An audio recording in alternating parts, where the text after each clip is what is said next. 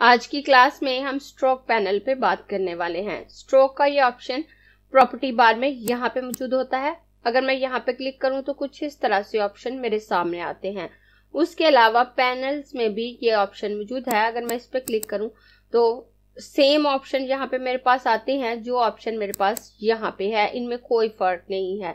लेकिन जब हम प्रॉपर्टी बार में से स्ट्रोक पैनल को एक्सेस करते हैं और इसको यूज करते हैं तो जैसे ही हम कोई ऑप्शन अप्लाई करते हैं ये पैनल हाइड हो जाता है और हमें इसे बार बार ओपन करना पड़ता है। लेकिन जब हम पैनल में से इसको ओपन करते हैं तो हम इसके तमाम ऑप्शन इस्तेमाल करते रहें, ये हाइड नहीं होता। इसलिए अगर हम इसे पैनल में से ओपन करके यूज करते हैं तो ये बार बार हाइड नहीं होता और हमारा टाइम सेव होता है और हम जल्दी अपना काम कर सकते हैं। और अगर आपको पैनल में ये ऑप्शन नजर नहीं आ रहा तो आप विंडो मेन्यू में आए। विंडो मेन्यू में आकर ये स्ट्रोक ऑप्शन है तो आप यहाँ पे चेक लगा दें तो भी ये ऑप्शन शो हो जाता है। उसके अलावा आप अपने कीबोर्ड से कंट्रोल F10 प्रेस कर दें तो भी स्ट्रोक पैनल ओपन हो जाता है। मैं हूँ आपकी टीचर मुबीना बारी और आप देख रहे हैं एफर्ट फॉर सक्सेस। मज़ीद वीडियोस और अपडेट के लिए आप हमारी वेबसाइट विजिट कर सकते हैं। उसके अलावा आप हमें हमारे फेसबुक पेज पर भी फॉलो कर सकते हैं। यहाँ मैंने एक लाइन ड्रॉ की है, एक रेक्टेंगल और एक सर्कल, और इन्हीं की मदद से मैं आपको ये पैनल समझाऊंगी। तो मैं इस लाइन को सिलेक्ट कर लेती हूँ। लाइन सिंपली मैंने पेन टूल की मदद से क्रिएट की है। मैं यहाँ से इसका कलर चेंज कर देती हूँ और कलर चेंज करने के बाद मैं यहाँ से इसके वेट को ज्यादा कर दूंगी। मैं इसका वेट 16 पिक्सल कर देती हूँ और 16 पिक्सल करने के बाद मैं यहाँ पर इसकी एक कॉपी ले लेती हूँ और कंट्रोल D करके एक और कॉपी ले लेती हूँ। उसके बाद मैं इस रेक्टेंगल की भी एक कॉपी यहाँ पे ले लेती हूँ। अगर मैं स्ट्रोक पैनल की तरफ आऊं तो सबसे पहले जो ऑप्शन मेरे पास है वो स्ट्रोक वेट है। यहाँ से हम इसके वेट को ज्यादा कर सकते हैं और ये ऑप्शन यहाँ पे भी मौजूद है। हम यहाँ से यूज करें या यहाँ से, ये सेम वर्किंग करता है। और अगर हम किसी एक जगह से इसकी वेट को चेंज करते हैं तो दूसरी जगह खुद ब खुद चेंज हो जाता है। अगर मैं यहाँ इस रेक्टेंगल पे क्लिक करूँ तो यहाँ डिफरेंट वेट दिए हुए हैं। यहाँ मैं जिस ऑप्शन पे क्लिक करूंगी वो मेरे रेक्टेंगल पे अप्लाई हो जाएगा। अगर मैं 18 पिक्सल पे क्लिक करूं तो आप देखें 18 पिक्सल का स्ट्रोक यहाँ पर अप्लाई हो गया।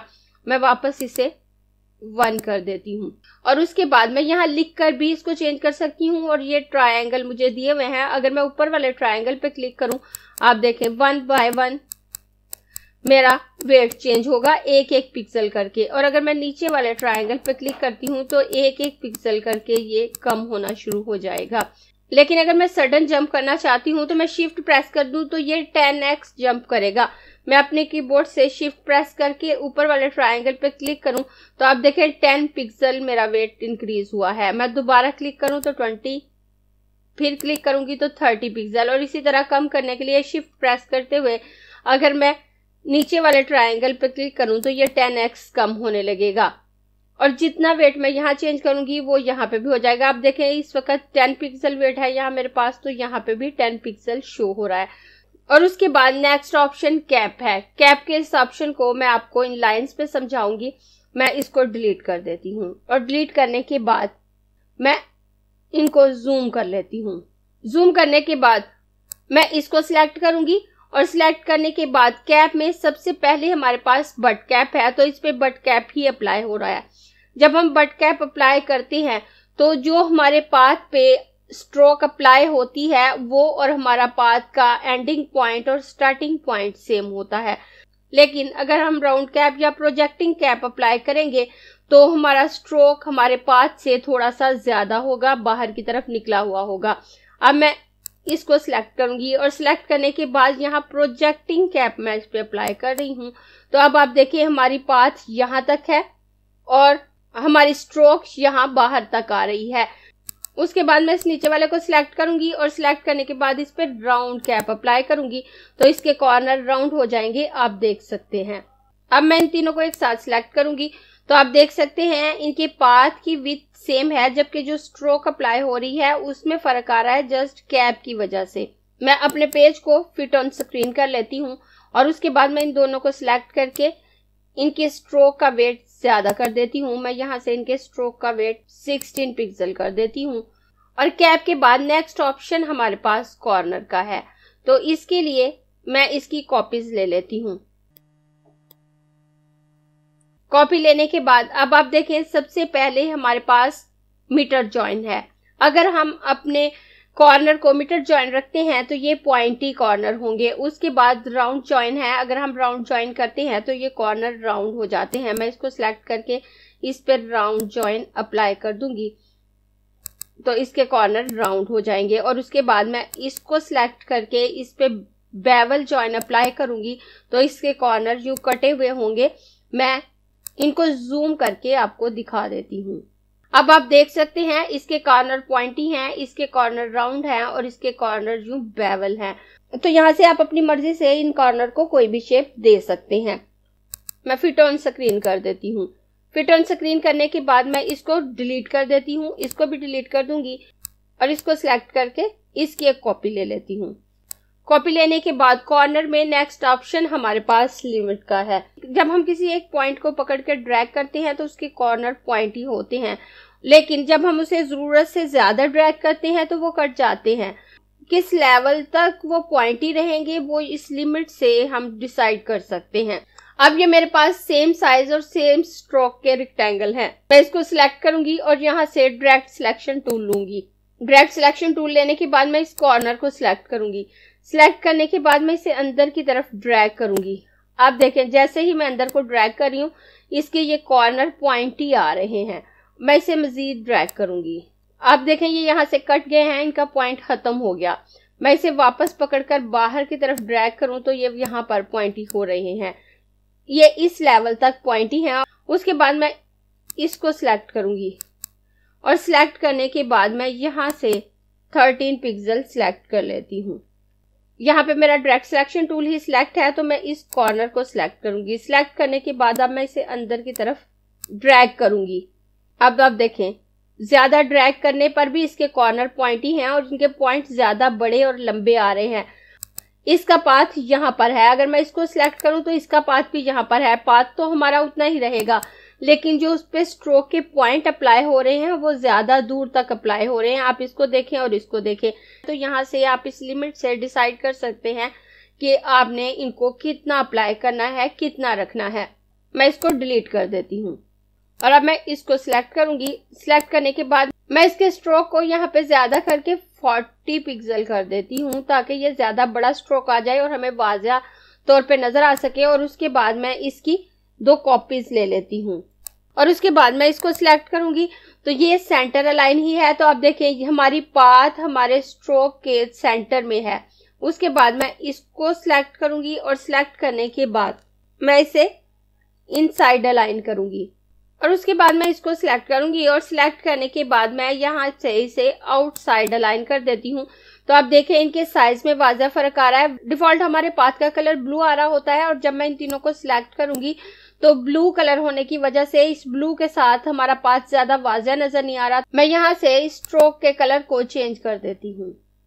कलर चेंज करने के बाद आप देख सकते हैं कि ये हमारी स्ट्रोक हमारे पाथ के अंदर की तरफ अलाइन है और ये हमारी स्ट्रोक हमारे पाथ के बाहर की तरफ अलाइन है।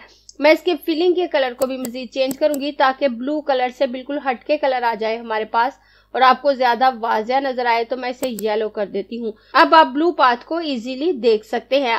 तो आप अपनी मर्जी से अपने स्ट्रोक को सेंटर अलाइन कर सकते हैं, आउटसाइड अलाइन कर सकते हैं या इनसाइड अलाइन कर सकते हैं और उससे आपके ऑब्जेक्ट के साइज में भी फर्क आने लगता है।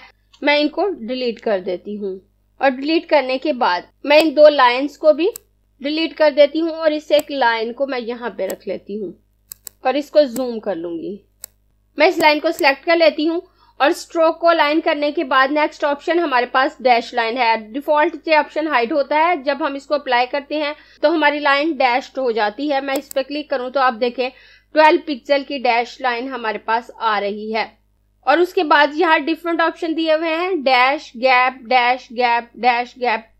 तो यहाँ से आप अपनी मर्जी से डैश और गैप को अप्लाई कर सकते हैं। मैं यहाँ पे एक रेक्टेंगल भी ले लेती हूँ और रेक्टेंगल लेने के बाद मैं वापस इस लाइन पे आ जाती हूँ और इस वक्त हमारे स्ट्रोक का वेट 16 पिक्सल है तो यहाँ हमारी डैश का वेट 12 पिक्सल है। लेकिन अगर आप डॉटेड लाइन चाहते हैं तो आप अपने स्ट्रोक के वेट और अपनी डैश के वेट को सेम रखेंगे तो ये डॉटेड लाइन आएगी। तो मैं यहाँ पर अगर 16 पिक्सल कर दूं तो आप देखें ये हमारी बिल्कुल डॉटेड लाइन आ गई। और अगर मैं यहाँ से इसे राउंड कैप कर देती हूँ तो आप देखें इसके कॉर्नर राउंड हो जाते हैं।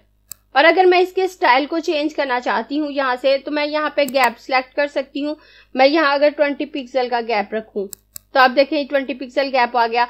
उसके बाद अगर मैं यहाँ पे 10 पिक्सल सिलेक्ट करती हूँ, अब मैं इसके लिए गैप सिलेक्ट करूंगी तो आप देखें एक डैश मेरी बड़ी आ रही है 16 पिक्सल की और एक डैश मेरी छोटी आ रही है 10 पिक्सल की। इसे मैं मजीद कम कर देती हूँ ताकि आपको ज्यादा वाज़ेह नजर आए। मैं इसे 3 पिक्सल कर देती हूँ। तो अब आप देख सकते हैं डैश डॉट हमारे पास आ रहा है। तो यहाँ से आप अपनी लाइन को खुद डिजाइन कर सकते हैं। अगर आपने इसकी सीक्वेंस चेंज करनी है, आप चाह रहे हैं कि कुछ डैश बड़ी आए कुछ छोटी आए या आपके डैश और डॉट मिलके आए, तो आप यहाँ से उनके गैप को सिलेक्ट कर सकते हैं और उनके साइज को सिलेक्ट कर सकते हैं। मैं वापस इस रेक्टेंगल को सिलेक्ट करूंगी। सिलेक्ट करने के बाद अब यहाँ हमारे पास 2 ऑप्शन है। पहला ऑप्शन है प्रिजर्व एग्जैक्ट डैश, कि जो एग्जैक्ट डैश हमने अप्लाई की है ये उसको प्रिजर्व करे। और उसके बाद नेक्स्ट ऑप्शन है अलाइन डैश टू कॉर्नर, कि कॉर्नर को डैश के साथ अलाइन करें। अगर हम इसको रखेंगे तो जिस सीक्वेंस से डैश आ रही है वो उसी सीक्वेंस से चलेंगी और हमारे कॉर्नर इक्वल नहीं आ रहे होते। आप देख सकते हैं, मैं इस सिलेक्शन को खत्म करके दिखाऊं तो आप देखें इस कॉर्नर में इन दोनों कॉर्नर में बहुत ज्यादा फर्क आ रहा है। मैं यहाँ से स्ट्रोक के कलर को ब्लैक कर देती हूँ ताकि आपको ज्यादा वाज़ेह नजर आए। तो अब आप देखें इसके कॉर्नर बिल्कुल भी इक्वल नहीं है। मैं दोबारा इसको सिलेक्ट करके इस नेक्स्ट वाले ऑप्शन को सिलेक्ट करूं तो अब आप देखें मेरे कॉर्नर परफेक्टली अलाइन हो चुके हैं और ये कॉर्नर बिल्कुल सेट हो गए हैं। मैं इसको डिलीट कर देती हूँ और इस लाइन को दोबारा सिलेक्ट करके यहाँ से डैश को ऑफ कर देती हूँ। और उसके बाद नेक्स्ट ऑप्शन हमारे पास एरो का है। यहाँ से हम इन एरो को अपने पाथ पे अप्लाई कर सकते हैं। यहाँ डिफरेंट एरोज हमें दिए हुए हैं, आप स्क्रॉल करके देख सकते हैं। यहाँ से जो एरो आपको पसंद आता है वो आप अप्लाई कर सकते हैं। मैं फिलहाल ये वाला एरो इस पे अप्लाई कर देती हूँ। और अगर मैं इस साइड पे आती हूँ तो यहाँ पे हमारे एंडिंग पॉइंट के एरो हैं। ये हमारे स्टार्टिंग पॉइंट के एरो हैं जो हमने इस पे अप्लाई किया और ये एंडिंग पॉइंट के एरो हैं जो यहाँ पे हम अपनी पाथ पे अप्लाई करने वाले हैं। मैं यहाँ से इन एरोज को इस पे अप्लाई कर देती हूँ। अप्लाई करने के बाद अब यहाँ पे हमारा स्केल है। अगर हम स्टार्टिंग पॉइंट के एरो को छोटा या बड़ा करना चाहें तो कर सकते हैं और अगर हम एंडिंग पॉइंट के एरो को छोटा बड़ा करना चाहें तो कर सकते हैं। इस वक्त ये यहाँ पे लिंक है तो ये लिंक क्लोज है। अगर ये क्लोज होगा तो हमारा एक ही एरो चेंज होगा जिसको हम चेंज करेंगे। तो मैं यहाँ से इस एंडिंग पॉइंट वाले एरो को बड़ा करूं तो आप देखें ये बड़ा हो रहा है और अगर मैं इसको छोटा करूं तो आप देखें ये छोटा हो रहा है। मैं इसे छोटा करके 50 कर दिया और अगर मैं इस स्टार्टिंग पॉइंट वाले एरो को छोटा करूं तो ये छोटा हो जाएगा और अगर बड़ा करूं तो ये बड़ा हो जाएगा। और अगर मैं वापस इसे 100% करती हूँ तो ये 100% हो जाएगा। मैं इसे 100% से ज्यादा भी कर सकती हूँ और मैं इसको भी वापस 100% कर देती हूँ। और अगर मैं इस लिंक पे क्लिक करके इसको एक्टिव कर दूं तो मैं किसी एक एरो को चेंज करूंगी तो दूसरा एरो खुद ब खुद चेंज होगा। मैंने यहाँ से एंडिंग पॉइंट के एरो को स्केल को चेंज किया तो दोनों स्केल चेंज हुए। अगर मैं इसको कम करूंगी तो आप देखें दोनों स्केल यहाँ पर कम हो रहे हैं इक्वली। मैं इनको वापस 100% कर देती हूँ। और उसके बाद यहाँ पर एक्सटेंड एरो है। अगर मैं इस पे क्लिक करूं तो हमारे पाथ से हमारे एरोज बाहर की तरफ अप्लाई होंगे। उसके बाद ये जो नेक्स्ट ऑप्शन है यहाँ पे आप लेके आए तो आपको लिखा हुआ भी नजर आ रहा है place arrow tip at the end of the path, के एंड ऑफ द पाथ पे आपके एरो को प्लेस किया जाए। अगर मैं इस पे क्लिक करूं तो आप देखें जहां से हमारी पाथ स्टार्ट हो रही है और एंड हो रही है हमारे एरो भी वहीं से अप्लाई हो रहे हैं। तो अगर आप अपने पाथ से बाहर की तरफ से इन एरोज को अप्लाई करना चाहते हैं तो आप एक्सटेंड एरो पे क्लिक कर दें तो आपके एरोज बाहर की तरफ से अप्लाई होंगे। और अगर आप place arrow tip at the path पे क्लिक करेंगे तो आपके एरोज वहां से अप्लाई होंगे जहां से आपकी पाथ स्टार्ट हो रही है या एंड हो रही है। और उसके बाद नेक्स्ट ऑप्शन हमारे पास प्रोफाइल का है। तो मैं इस एरो को यहाँ से डिलीट कर देती हूँ और डिलीट करने के बाद मैं यहाँ से पेन टूल की मदद से एक लाइन क्रिएट कर लेती हूँ। क्रिएट करने के बाद मैं यहाँ पर इस पे ये वाली प्रोफाइल अप्लाई कर देती हूँ और इसके कलर को मैं चेंज कर देती हूँ। और अप्लाई करने के बाद मैं यहाँ से विथ टूल लूंगी। वैसे हमने विथ टूल यूज नहीं किया, अभी जैसे ही हम विथ टूल पे आएंगे तो मैं आपको ये टूल भी अच्छे से सिखाऊंगी, लेकिन अभी मैं जस्ट आपको ये 2 ऑप्शन बताने वाली हूँ जो यहाँ पर हैं। और मैं इसको सिलेक्शन टूल की मदद से सिलेक्ट कर लूंगी। इसकी शेप मैंने थोड़ी सी चेंज कर ली है। अब आप देखें यहाँ 2 ऑप्शन है हमारे पास, फ्लिप अलोंग। अगर मैं फ्लिप अलोंग पे क्लिक करूं तो आप देखें राइट साइड लेफ्ट साइड हो गई और लेफ्ट साइड राइट साइड हो गई। और अगर मैं वापस इस पे क्लिक करूं तो आप देखें ये वापस राइट पे आ गई। और उसके बाद फ्लिप अक्रॉस है, तो इससे जो अपर साइड है वो डाउन साइड हो जाती है। अगर मैं इस पे क्लिक करूं तो आप देखें ये पाथ के साथ डाउन की तरफ अलाइन हो गई। मैं दोबारा इस पे क्लिक करूं तो ये ऊपर की तरफ हो जाएगी, और अगर इस पे दोबारा क्लिक करूं तो ये नीचे की तरफ। और उसके बाद यहाँ अगर मैं फ्लिप अलोंग पे क्लिक करती हूँ तो जो राइट साइड है वो लेफ्ट की तरफ आ जाती है और जो लेफ्ट है वो राइट की तरफ हो जाती है। अगर इस तरह से अगर आप इसमें से कोई प्रोफाइल इस पे अप्लाई कर रहे हैं तो आप उसको फ्लिप कर सकते हैं। उसके बाद अगर मैं इन लाइन्स पे क्लिक करती हूँ तो यहाँ हमारे पास कोई एक्स्ट्रा ऑप्शन नहीं है। यहाँ हाइड ऑप्शन शो हो रहा है। अगर मैं इस पे क्लिक करूँ तो तमाम ऑप्शन हाइड हो जाते हैं, और उसके बाद दोबारा क्लिक करूँ तो यहाँ शो ऑप्शन है, और इस पे क्लिक करूँ तो ये ऑप्शन शो हो जाएंगे। इन ऑप्शन लाइन्स में हमारे पास सिर्फ एक ही ऑप्शन है, उसके अलावा इसमें कोई ऑप्शन मौजूद नहीं है। और स्ट्रोक पैनल के ये तमाम ऑप्शन टेक्स्ट पे भी उसी तरह अप्लाई होते हैं जिस तरह से किसी लाइन्स या ऑब्जेक्ट पे अप्लाई होते हैं। तो मैं इसको भी डिलीट कर देती हूँ, और डिलीट करने के बाद यहाँ से अपने पेज को फिट ऑन स्क्रीन कर देती हूँ और यहाँ पे टेक्स्ट लिख लेती हूँ। मैं यहाँ से इसके फॉन्ट के साइज को ज्यादा कर लेती हूँ, और ज्यादा करने के बाद अब मैं यहाँ पे स्ट्रोक पैनल ही लिख लेती हूँ। और स्ट्रोक पैनल लिखने के बाद मैं शिफ्ट के साथ इसके साइज को ज्यादा कर लूंगी। साइज ज्यादा करने के बाद अब मैं इसकी स्ट्रोक के वेट को ज्यादा कर लेती हूँ। यहाँ से मैं इस पे 10 पिक्सल स्ट्रोक अप्लाई कर लेती हूँ, और यहाँ से इसके स्ट्रोक के कलर को चेंज करके ये वाला ग्रे कलर इस पे अप्लाई कर दूंगी। और उसके बाद मैं इसकी फिलिंग के कलर को चेंज करके ये वाला ग्रे कलर इसमें फिल कर देती हूँ, और उसके बाद मैं इसको राउंड कॉर्नर कर देती हूँ।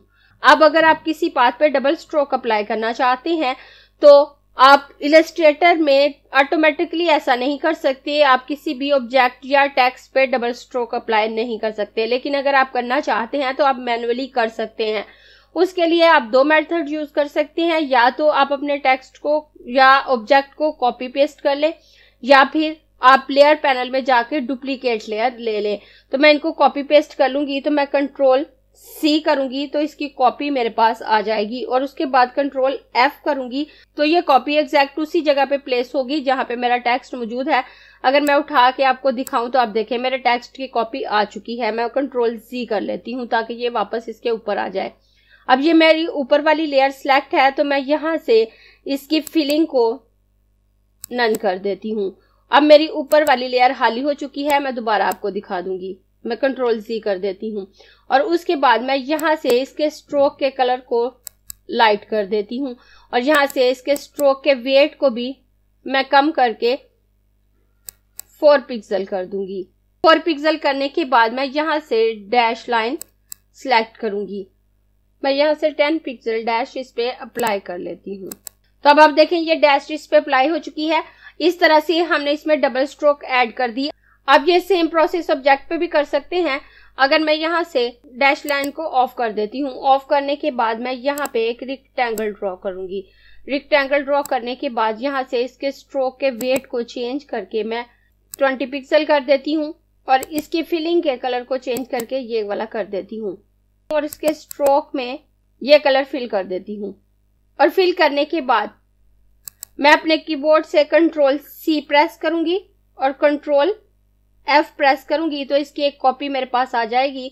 अगर मैं आपको इसे उठाकर दिखाऊं तो आप देखें कॉपी आ गई। मैं कंट्रोल Z कर दूंगी। अब ये ऊपर वाली कॉपी के फिलिंग को मैं नन कर देती हूँ, और यहाँ से इसकी आउटलाइन के कलर को चेंज करके ये वाला कलर कर देती हूँ, और उसके बाद यहाँ से इसकी विड्थ को कम करके मैं यहाँ से 6 पिक्सल कर देती हूँ, और यहाँ से डैश लाइन पे क्लिक करूंगी। तो आप देखें ये डैश लाइन यहाँ पे अप्लाई हो गई, और उसके बाद मैं इसको सिलेक्ट करके यहाँ से इसके कॉर्नर को भी सेट कर देती हूँ। तो आप देखिए परफेक्ट कॉर्नर के साथ इस ऑब्जेक्ट पे डबल आउटलाइन अप्लाई हो गई है, आप देख सकते हैं। इस तरह से आप मल्टीपल स्ट्रोक अपने ऑब्जेक्ट पे अप्लाई कर सकती हैं और एक से ज्यादा जितनी चाहे स्ट्रोक अपने ऑब्जेक्ट पे अप्लाई कर सकते हैं। अगर आपको ये क्लास पसंद आई है तो लाइक कीजिए, अपने दोस्तों के साथ शेयर भी कीजिए ताकि वो भी सीख सके। आप अपने क्वेश्चंस और व्यूज नीचे कमेंट बॉक्स में लिख सकते हैं और अगर आपने चैनल सब्सक्राइब नहीं किया तो प्लीज सब्सक्राइब कीजिए ताकि आपको आने वाली वीडियोस का नोटिफिकेशन फौरन से मिल सके।